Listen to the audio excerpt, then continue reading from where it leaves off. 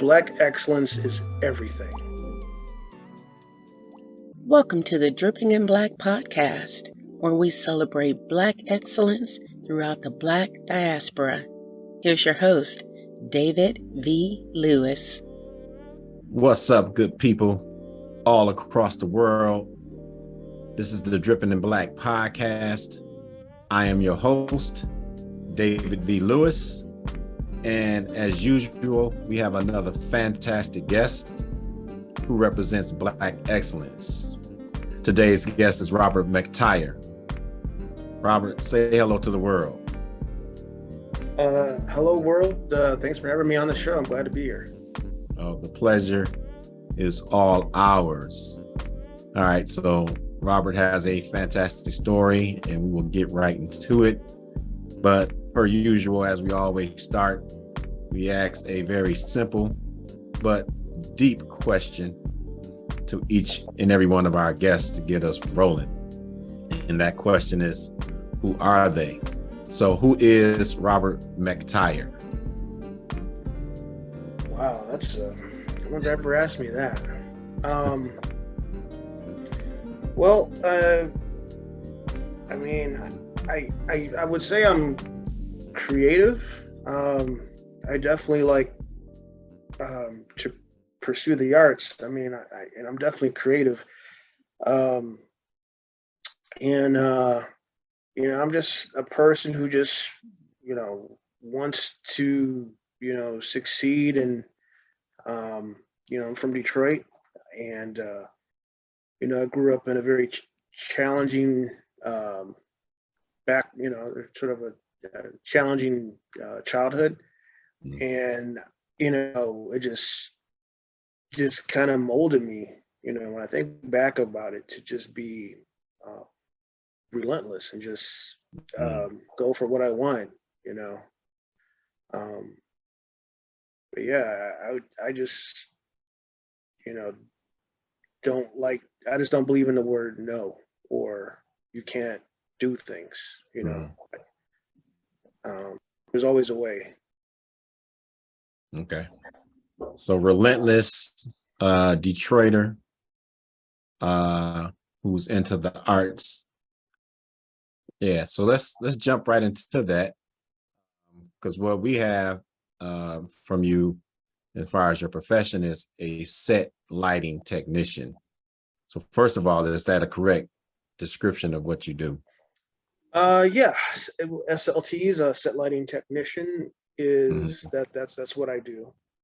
Okay, what is that for the common folk out there? So basically, we're below the line crew. There's the above the line, which is the directors, and the below the line are the sort of the people who are behind the camera. So on the day when we shoot, the director of photography, the director and the director of photography decide what the movie is going to look like. So it's up to the gaffer, who is the chief lighting technician, to draw up a plan as to where the lights are going to be hung according to what the director of photography wants, to achieve the look he wants, and to figure out how to power these lights, what systems are going to put in place so that we can power these lights and everything in the production. Very, very necessary part of filmmaking that people don't realize, right? Absolutely. Lights are they create the value of your movie. Like, if you can't see people, you can't see the wonderful set dressing and everything.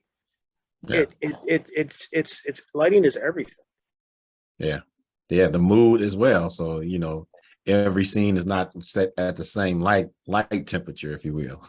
Oh, absolutely. If you watch Blade Runner, right? It's so, there's a certain look to it. And, then if you watch something like a comedy, right? The lighting is different. You watch a horror movie, the lighting is a little darker. You watch the old Nightmare on Elm Street from the 80s. There's a distinct look that helps tell the story. Yeah. So I guess I'm curious, like, when you go to school, did you go for a set lighting technician, or did you go for something that encompasses set lighting technician? Let's start with that Sure, first. sure. So moving past Wayne State, my years at Wayne State, Mm. I went back to school and attended this trade program called Hollywood CPR, which stands for Hollywood Cinematic Production Resource. Wow. So Okay. it's at West Los Angeles College where they teach people trades, not Okay. necessarily, which is the distinction from USC and UCLA where they teach people to be producers and directors. This is not the school to be a director. They don't teach people to be directors. They teach people Mhm. the trades. It's either you you take your core classes and you can come out with a trade in either grip, set lighting, set decoration, and I believe that they've added sound. Mhm. So when you come out, and the way the program has that, which is new, which is more of a unique to this particular program, they have deals with the unions. So Mhm. it's a union recognized trade school. So once you correct the curriculum, you can join the union. You can go from a school and actually join the union. Yeah. Yeah. And I see that union as the IATSE. Yeah. Yeah, Right. Yeah. International Alliance of the Theatrical Stage stage Employees. employees. That's right. Yeah. Yep. And So yep. being a And member of this union does what for somebody that's in the various trades that union encompasses? well, see, the difference between, like I say, there's non-union and there's union, right? So Mm-hmm. and I worked in the non-union world, and so to help, so basically, in the non-union world, you get hired for a job, and the job can pay you whatever you agreed upon. Now, when you're Mm-hmm. within a union, um, there's a set rate. Okay. There's different tiers. So when they whatever job that you're on, uh, they have to pay you that set rate for your work. Um, Okay. so like I say, especially within Los Angeles, you'll find most all productions you can't just work on a production, especially in television here, without being in the union. I mean, it Okay. might be a little easier to become a PA probably, but in order to get a trade or some of the trade jobs, you have to go through IATSE. Yeah. Now break down what is a PA? Production assistant. Oh, okay. All right. Yeah. So the union kind of really is necessary for you to land positions, probably on major films, right? I guess if it's a Higher budget independent film. films. Yeah. Yeah. All Yeah. right. So let's talk about that. Let's talk about some of the films that you've been a part of as a set lighting technician. As a SLT, should do you want me to go back to when I started as a Yeah. trainee? Yeah. Okay. However you want to tell it, Oh, remember it's your okay. story. Okay. So, Yeah. like I said, to go back, so I went through Hollywood CPR, and through Hollywood CPR, I was able to uh, land an interview with NBC Universal's Below the Line training program. So from there, I was able to secure a job as a electrical department trainee on Jordan Peele's Nope, the new Jordan Peele movie that came out in July. Okay. Mhm. So in order to get into the union, you need like at least 30 consecutive days um, on a project, right? Okay. So I was blessed to stay, got on this project. I worked from the beginning to the end. So that was 4 months to, which I got the training. Plus I was eligible to join the union. Mhm. Um, there are also subtle steps, you have to go through contract services, Mhm. which verifies whether you can do what you say you can do. And there's certain training involved.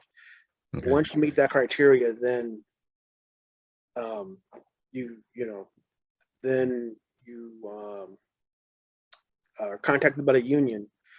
There, you there's an initiation fee. There's Yeah. There's quarter dues, and then you're sworn in, and then from that point on, you can, through your union, you can take work.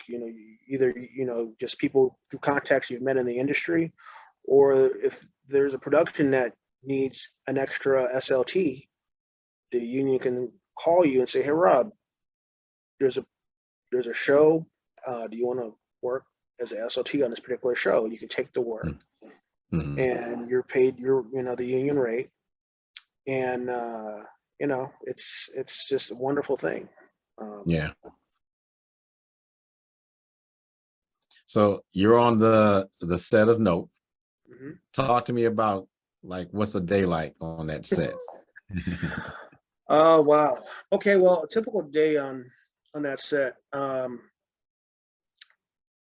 It was crazy because when I first got the job, I was thrilled. Then give me that reaction. Were you pumping your fists like, yeah? Yeah, how did you respond? I was first of all, I'm a huge Jordan Peele fan. I mean, yeah, I love Get Out. I loved Us. And here I am with this opportunity, and I couldn't believe that I'm working on a Jordan Peele movie. Absolutely. His third film. Yeah. Look, now, do you follow him back to Key and Peele? I'm not as familiar, but I mean, I'm aware of it. But after I got the job, I was like, absolutely, I dug in. But I was more like into his directing, and I was just like, when I, like everybody, when I saw Get Out, I was like, oh my God, right? Yeah. And when the reality hit me that that this is really a thing, and I started getting call sheets, right, for this movie, which signing NDAs and all that stuff, and and I'm getting the call sheet as to where we're going to shoot and what we're doing, and nobody, it wasn't like I received a script or anything. It's just like, this is what we're doing on the day, this is where you need to be. And I was like, oh my God. And so I was in a bit of a daze when I realized that I actually got the job, and then I was filled with like, I didn't want to screw this up. Like, yes. whatever it took for me to, number one, to whatever, we have a call time, well, I'm going to be there early. And by early, I mean like, what, if it's 6 a.m., I'm going to be on set by 5 a.m., which means I'm going to be awoke by 3 a.m. Okay. I'm going to do whatever it takes for them to, not, for me not to lose this opportunity, or on the set, try to, pay attention and ask intelligent questions and not do anything that will cause you to be a liability. Because, when I was in school, up to this point, I haven't really been on a set on that kind of set. I haven't really been like, I've worked on student films, but I never worked on a $1 million, highly anticipated movie by my favorite director. So on my first day, I showed up. It was at Warner Brothers. Which, side note, I before I did this, I worked security at Warner Brothers. So, and I never told anybody at security that I'm, going back to school, and they found out that day when I showed up with my tools and in regular clothes that I was going to go work on the Jordan Peele. What are you doing here? Yes. Yes. And without your uniform on. Without my uniform on. And so on the day, I walked into set, and it was just incredible. I mean, the movie's out already, and spoiler alert, but the movie's been out. It's on demand right now. Okay. So so the first thing we shot was the Gordy, was the monkey attack. It was, you know, it was this sitcom, and I'm like, what the heck is going on here? Because it was started off as a sitcom. It was a couple of days, and you know, there was Terry Notary. He played mocap on Planet of the Apes, and you know, he was, you know, dressed as the monkey. We had oversized furniture, you know, so that way he's a fairly regular sized guy, and his, you know, and it was just crazy, and it was just so much so fast. And then we shot some other stuff, and at this point, this is when I first seen Jordan Peele. Was in this place in Warner Brother backlot called The Jungle, where Jordan, you know, he addressed the crew. He said, if I remember, he said, there's a lot of people who want to know what this movie is, and you know, there's a certain energy behind that, that is potentially negative, and let's do our best to keep, you know, the secrets of what we're doing, you know, quiet, and let's have a good shoot. And I 100% understood that,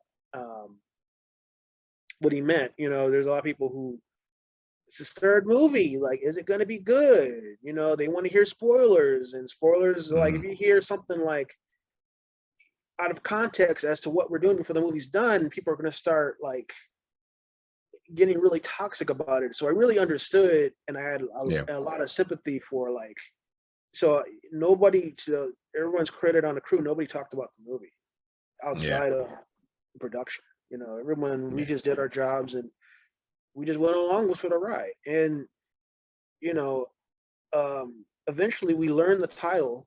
You know, it was the movies have a secret production title, right?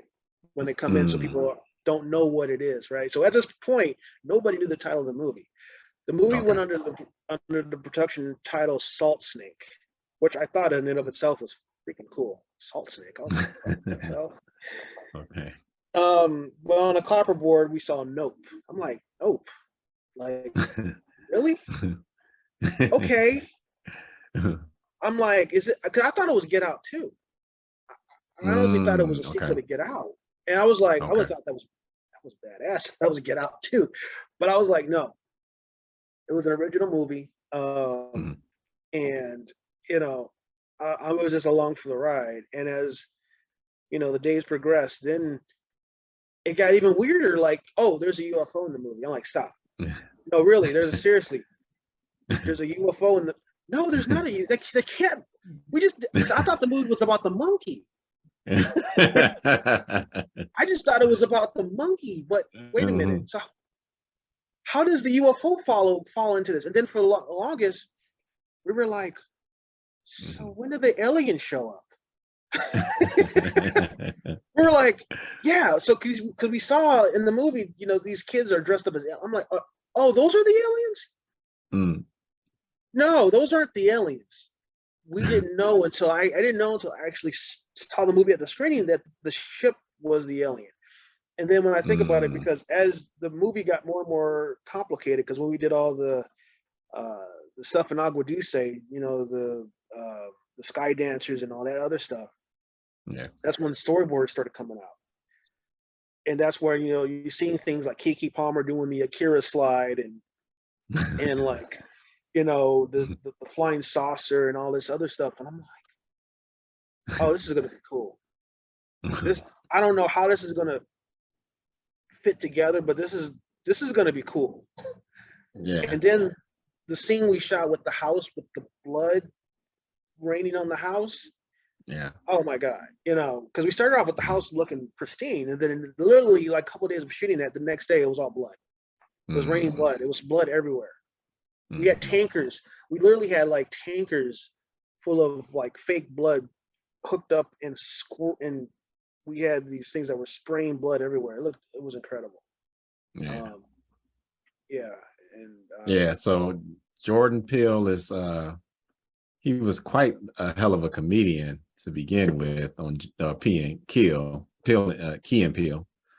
And now he was cool on the set too. He was cracking us up on the set. I believe it. Once a comedian, always a comedian. Jordan Peele is a force of nature. Yeah. So he's a renowned producer now, right? Director. Mm-hmm. So my question is, yep. in set lighting, are there levels to it? Oh, absolutely. Mm-hmm. So with set lighting, there's the rigging side, right? And then there's the first unit side. And there's a second unit. But so rigging is when so my professor, because this is why I decided to go into set lighting, is because as opposed to camera, is because during production, there's a person who's got to set the lights up. There's a person who's got to be on the day of production, right, to move the lights around. And then there's after production, because you got to take those lights and all that stuff down. So that's 3 days worth of work versus camera, which is like you just book the camera, you shoot, you're done, right? So that's maybe 2.5 days worth of work, whatever. So there's more work in set lighting, which is why, I kind of gravitated towards that because there was more money to make. So on the rigging side, like again, rigging has nothing to do with production. We show up, we lay out the cables and everything to plug the lights in, and then maybe we might stay during the day, and then we'll come back, we're gone.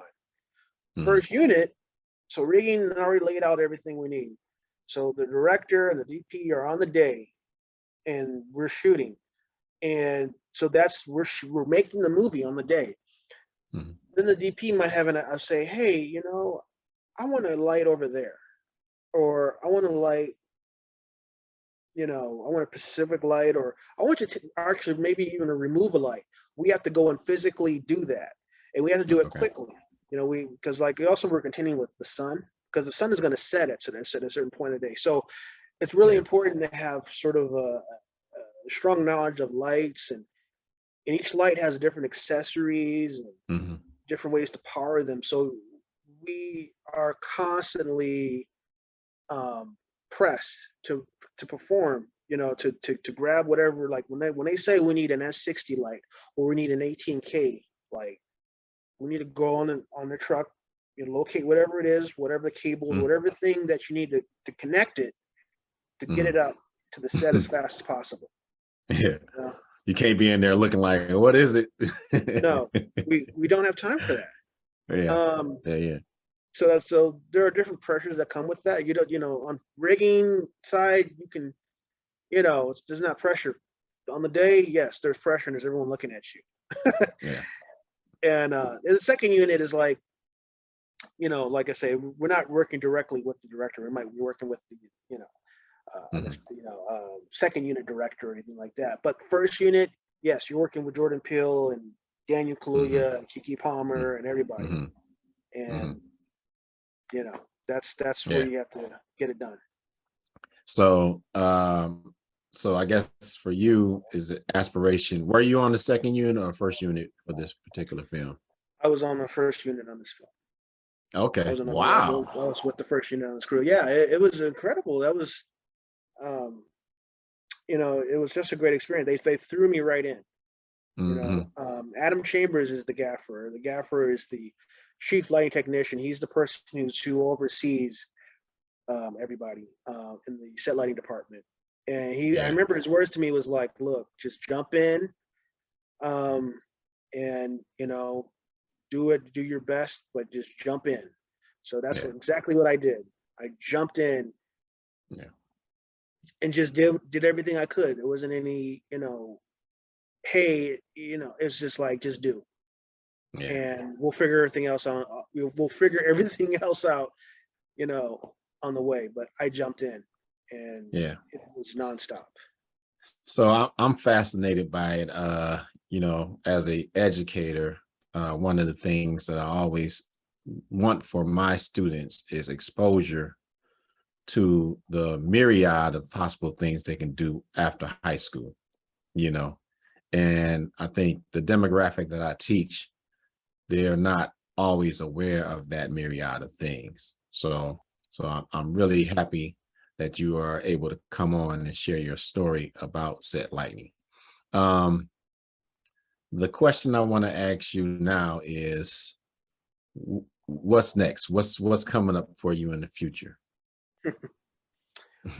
uh, I mean, also, I want to direct. I've always wanted to be a director, and I sort of fell into like, okay, I've made short films, but I eventually want to do a feature, and I figure the best way for me to learn to do that is to watch other directors and to learn lighting. So ultimately, I would love to direct, but so that's pretty much where I'm at is figuring out, like Jordan Peele took a lot of time to make Get Out, Absolutely. and it's so important. Your first movie is so important as a director, because that sets you up to do your next film.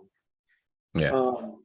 So that's kind of where I'm at right now. Is I want to do a feature, and I want to make it as best as I can, to give myself a shot at a career. All right. So you have this this goal in mind. We have an audience that goes out into the world. What can the audience tangibly do to support you in getting to that next step? Like, what is something that people out there, you never know who's watching, right, can provide you to get from an SLT to directing a feature film? Well, I would say sort of, the first thing, to support that, I like to say, money is definitely a factor. And not even just like money, but if you have equipment, or lights or something like that, that we could use, that would definitely help. And coming from a union, background, I don't believe that people should work for free. I feel that people should be compensated. That free stuff is out. So but anybody who would like to partner with me on a project, I would definitely love to be a partner with them. Okay. So drop contact information and social media right now. Anything that you want to share with our audience? So my email is robmctyreejr@gmail.com. That's my email. I have an IMDb. You can check out some of the stuff I've been involved with. I have a YouTube page. You just YouTube and go to YouTube and put in Robert McTyre, and all kind of stuff will come up. And I have an Instagram, R McTyre 728. And I'm also on TikTok under Zademus the Wise. So ask me why I picked it. It was just available. Where I just uploaded short videos of my experiences working on Nope. Yeah, spell because this is an audio as well as a video. Spell Zademus for us. Zademus is ZADIMUS the Wise, THEWISE, all one word. Okay. On TikTok, and so I have those those out there to just to show I put it out there just to show people what it's like from the ground level. Yeah. And inspire others to kind of come along that route, right? Do you see a lot of African Americans in the field that you're in? No, not a lot. I've the last couple of jobs I work with, I've been lucky enough to work with maybe like 2 other African Americans, and these are guys that have been in the union for years. There's one guy, he got his days and he got into the union. He worked on Starship Troopers back in the 90s. Wow. And there was another guy who is retired. He's going to be retiring. He's also got in the 90s. In my most recent job, I worked with a fellow Hollywood CPR alumni who Okay. got in through the Hollywood CPR program, and I worked with him in rigging. So no, it's fewer fewer African Americans and even fewer women. You know, people, women of color working in set lighting. And Is it a good job? Yeah, it's a great job. A couple of things, you know, to do set lighting. You need to, you know, be in shape.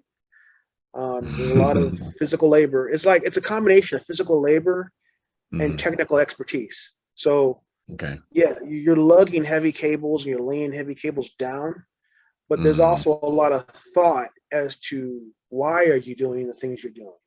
Yeah. Technically, you know, like why are you hanging a certain light? Why are you running a cable a certain way as opposed to another way to a generator? There's, you know, there's a labor aspect, but you got to be thinking like a chess game. You need to be thinking moves ahead and understand why you're doing things. Yeah. Awesome, man. So I asked you quite a few questions. They were all softball questions. I'm sorry to let you know that. Those are the easy questions. Now I must ask you the most difficult question that we ask as the closeout question for each of our episodes. All right. Are you ready? I'm ready. Born ready. Have you ever been on the cover of a magazine? Have I ever been on the cover of a magazine? I would say no, I haven't. You know, no, I haven't been on a magazine. No. Have you ever aspired to be on the cover of a magazine? Wow, who really aspires to be on the cover of a magazine? There's a few people. Is that a dream that you wake up like, I want to be on the cover of Time? Is that you know, yeah, it could be. Sure, if you know, if it's something Ebony cool magazine and inspires people, yeah. Huh? I Ebony, said sure. you got Ebony magazine, Ebony. Black Enterprise, you know, Forbes. I would love to be on those. Forbes. Oh gosh, yeah. Stuff I actually read. You know, it would be Cinematographer magazine. You know, Entertainment. Oh, absolutely. Yeah, Entertainment Weekly. I love those. Well, when you get on those covers, I want you to remember this moment. One of the things that we always do on Dripping in Black is we place them on the Dripping in Black magazine cover. So my producer, S Squared Sean Smith, is going to show you your Dripping in Black cover in short order here. Oh my goodness. Oh, wow. Oh, that's cool. Yeah. Wow, you guys actually use that thing? That is so awesome. You guys were incredible. All right, that is also a parting gift that we will send out to you as a thank you. So we talked pre-show about this. That's so cool. This background here. This background is made up of magazine covers from seasons 1 and 2. Several of our guests. I've actually got to the point where I'm running out of room and I can't put all of our guests up here, but this is the Wall of Fame. You will notice a couple of people on there that have not been on Dripping in Black as of yet, but they represent Black excellence, and that would be our former president, Mr. Barack Obama, and his lovely wife, Michelle Obama, who me and Sean are with intentionality seeking to get them on Dripping in Black at some point. But today we have Robert McTyre. Wow. That is so cool, guys. I'm totally I'm deeply thankful, and thank you so much. This Oh, has been the a great pleasure is experience. all ours. We will, like I said, ship that out to you as a thank you. And you are now officially a part of the Dripping in Black alumni, which is growing by leaps and bounds with each recording that we do. So, any shout outs you want to give out before we close out this episode? Yeah, shout out to Deanna Smiley, the VIP. She's the one who told me about Hollywood CPR, and Wow. and I, went when she mentioned it to me. I went all in, and it just one thing led to another. So yeah, she's definitely been a lucky charm in my life for sure. So thank you, Deanna Smiley. Yeah. All right. We thank Robert McTyre for coming out and sharing his story with us in the Dripping in Black podcast. And we ask you all to stay tuned to find out what's coming up next. Also, we like to remind our audience that the DIBK Drip Shop is open. That's Dripping in Black Drip Shop, where you can find Dripping in Black paraphernalia like this, cups and all kind of stuff. So feel free to go to dibkdripshop.com and cop the latest Dripping in Black merch. And as always, we close out by saying, be kind, be loving, and be excellent on purpose. It is a choice. Up next on the Dripping in Black podcast, we talk to the owner of Venus Muse, Ms. Lakeisha Leonard. Because I remember me trying to figure out, I'm like, God, like, what is my, what do I have? Like, what is it for me to do? And I'm like, I can't dance, I can't sing, like, what is my talent, right? Yeah. And he, like, I'm gonna show you what your talent is. And I'm a people's person. I'm a healer. I'm a motivator. So that's who I am.